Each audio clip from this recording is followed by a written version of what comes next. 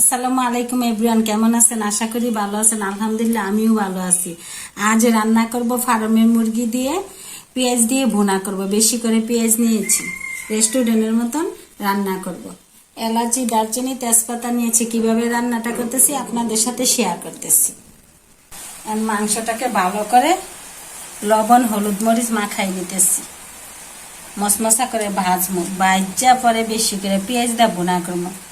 আর এই ভুনাটা বৃষ্টির দিন তো গরম ভাত দিয়েও স্বাদ লাগবে, পরোটা দিয়েও ভালো লাগবে, খিচুড়ি দিয়েও ভালো লাগবে। কিন্তু আমি আজ খিচুড়ি রান্না করতেছি না, গরম ভাত দিয়ে খাবো ভুনা করে। এরকম ভাবে মাখাইয়া নিলে পরে ভাজতে সুবিধা হয়। তেলটা, কড়াইটা গরম হয়ে গেছে, তেলটা দিয়ে দিচ্ছি। দেখুন কি বৃষ্টি, বৃষ্টির জন্য ঘর থেকে বের হওয়া যায় না। তেলটা গরম হয়ে গেছে, মুরগিটা ভাজার জন্য কড়াইতে দিয়ে দিতেছি।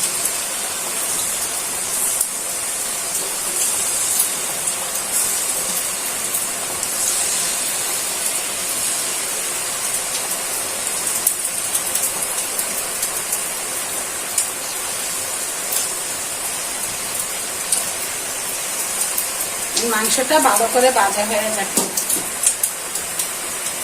এই যে দেখুন কি সুন্দর কড়কড়া করে ভাজি করেছি। এরকম ভাবে ভাজা রান্না করলে রেস্টুরেন্টের খাবারের চেয়ে বেশি স্বাদ হবে। এই রান্না ব্রয়লার মুরগি ভাজা রান্না করলে স্বাদ বেশি।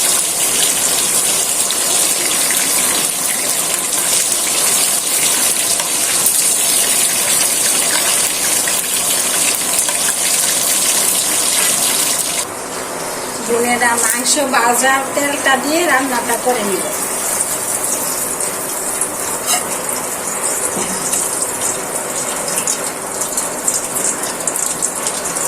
এলাচি, দারচিনি, তেজপাতা গরম তেলে দিয়ে দিচ্ছি।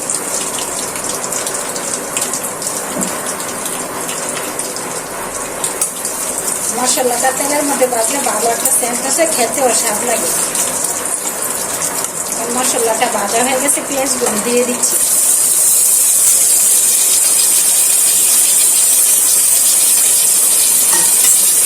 বেশি করে পেঁয়াজ দিয়েছি, ভুনা করবো তো তার জন্য আর বেশি করে পেঁয়াজ দিয়ে ভুনাটা স্বাদ লাগে, বেশি রেস্টুরেন্টের মতো লাগে। ভালো করে পেঁয়াজটা ভাজা হয়ে গেছে। বোনেরা পেঁয়াজটা প্রায় ভাজা হয়ে গেছে, এখন পরিমাণ মতো দিয়ে দিচ্ছি রসুন বাটা, দিয়ে দিচ্ছি পরিমাণ মতো আদা বাটা,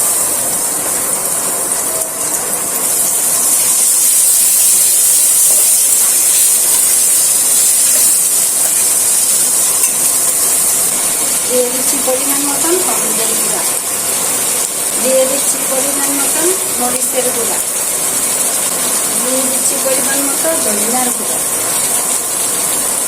দিয়ে দিচ্ছি পরিমাণ মতো জিরার গুঁড়া। এখন ভালো করে মশলাটা কষিয়ে নিই। কষানোটা হওয়ার জন্য যাতে মশলাটা পুড়ে না যায়, হালকা একটু জল দিয়ে দিচ্ছি। ভালো করে মশলাটা যদি কষানো হয়, ভালো করে ভাজা হয়, তাহলে তরকারিটা স্বাদ হয়। তার জন্য ভালো করে কষিয়ে নিচ্ছি, না হলে কাঁচা কাঁচা থেকে যায়। এখন ভালো করে কষানোটা হয়ে যায়। মাশাআল্লাহ কি সুন্দর কালারটা হচ্ছে। এই যে মশলাটা ভালো করে ভাজা হয়ে গেছে, এখন মাংসগুলো ছেড়ে দিচ্ছি। আগে থেকে বেজে রাখা মাংসগুলো দিয়ে দিচ্ছি। আর লবণ দিলাম না কিসের জন্য, মুরগি ভাজার সময় তো লবণ দিয়েছি, যদি লবণ না হয় পরে আবার দিব, তার জন্য লবণটা দিন। এটা তো ভুনা তরকারি রান্না করবো, বেশি লবণ হলে খাওয়া যাবে না। হালকা একটু জল দিয়ে দিচ্ছি সিদ্ধ হওয়ার জন্য।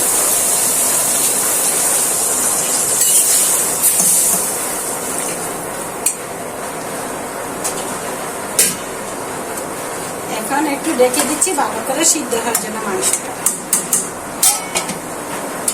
দেখি কিরকম হয়েছে। প্রায় তরকারিটা হয়ে গেছে, এটা ভুনা তরকারি তো আর একটু ঝুলটা টেনে যায়। রেখে দিচ্ছি। বোনেরা দেখি, ও দারুণ হয়েছে মাশাআল্লাহ, কালারটা কি সুন্দর হয়েছে। খেতে মাশাআল্লাহ স্বাদ হবে, দেখি একটু চেকে। মাশাআল্লাহ সেই স্বাদ। তো বোনেরা রেস্টুরেন্টের সাথে যদি ব্রয়লার মুরগি খেতে চান এরকম করে ভেজে বেশি করে পেঁয়াজ দিয়ে ময় মশলা সব ঠিক মতো পরিমাণ মতো দিয়ে ভাজি করে খাবেন, সেই লাগবে। আমি খাবো গরম ভাতে, এটা খিচুড়ি, পরোটা, রুটি, গরম ভাত সব কিছু দিয়েই খাওয়া যাবে। আর এই বৃষ্টির দিনে সেই লাগবে। তো বোনেরা ভালো থাকবেন, সুস্থ থাকবেন, আমার ভিডিওগুলো বেশি বেশি দেখবেন, লাইক কমেন্ট করে আমার পাশে থাকবেন। আল্লাহ হাফেজ।